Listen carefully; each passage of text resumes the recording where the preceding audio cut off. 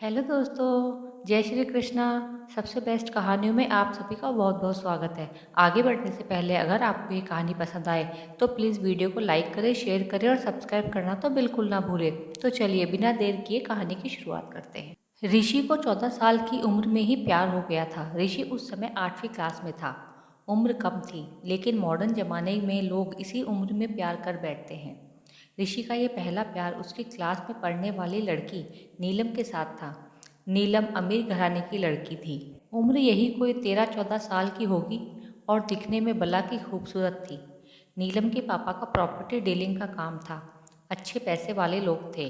ऋषि मन ही मन नीलम को दिल दे बैठा था, लेकिन हमेशा कहने से डरता था। ऋषि के पिता एक स्कूल में अध्यापक थे।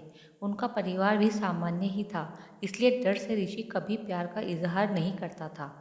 चलो, इस प्यार के बहाने ऋषि की एक गंदी आदत सुधर गई।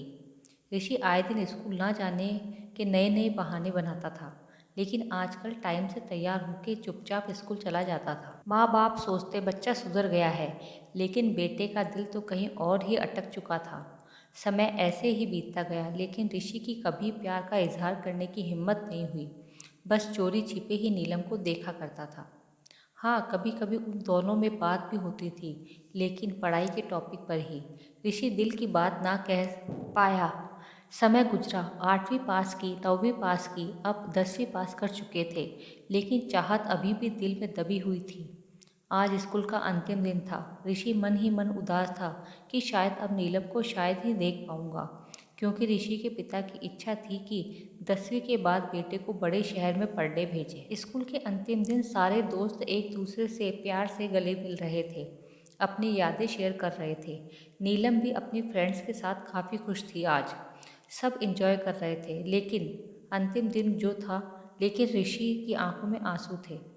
ऋषि चुपचाप क्लास में गया और नीलम के बैग में उसका स्कूल आइडेंटिटी कार्ड निकाल लिया। उस कार्ड पर नीलम की प्यारी सी फोटो थी। ऋषि ने सोचा कि इस फोटो को देखकर ही मैं अपने प्यार को याद किया करूँगा। बैंक से लोन लेकर पिताजी ने ऋषि को बाहर पढ़ने के लिए भेजा। नीलम के पिताजी ने भी किसी दूसरे शहर में बड़ा मकान बना लिया और वहाँ शिफ्ट हो गए। ऋषि अब हमेशा के लिए नीलम से जुदा हो चुका था। समय अपनी रफ्तार से बीतता गया। ऋषि ने अपनी पढ़ाई पूरी की और अब एक बड़ी कंपनी में नौकरी भी करने लगा था। अच्छी तनख्वाह भी थी, लेकिन जिंदगी में एक कमी हमेशा खलती थी, वो थी नीलम। लाख कोशिशों के बाद भी ऋषि फिर कभी नीलम से नहीं मिल पाया था।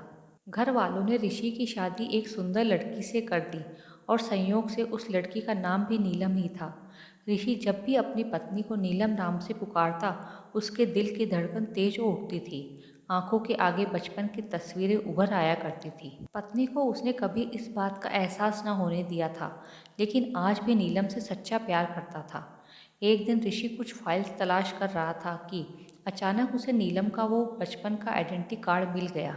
उस पर छपे नीलम के प्यारे से चेहरे को देखकर ऋषि भावुक हो उठा कि तभी पत्नी अंदर आ गई और उसने भी वह फोटो देख ली। पत्नी, यह कौन है? जरा उसकी फोटो तो मुझे दिखाओ।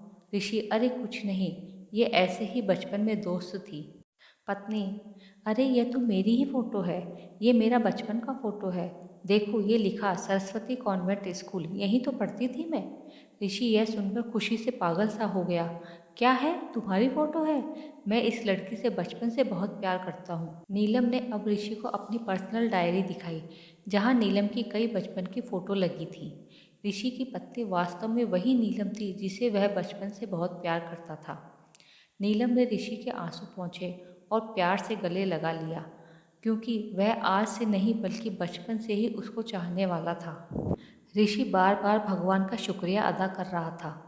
दोस्तों, वो कहते हैं ना कि प्यार अगर सच्चा हो तो रंग लाता ही है। ठीक वही हुआ ऋषि और नीलम के साथ भी। प्यार को समझे और उसे महत्व दे, उसे तोले, क्योंकि प्यार अनमोल है।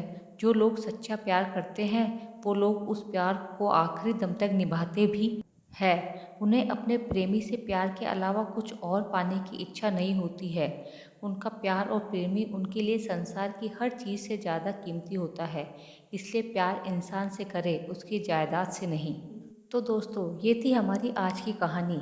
आपका क्या कहना है इस कहानी के बारे में कमेंट करके हमें ज़रूर बताएं।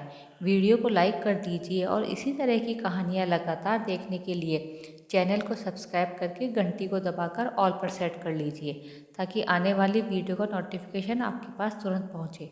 मिलती हूँ अगली वीडियो में, तब तक के लिए धन्यवाद।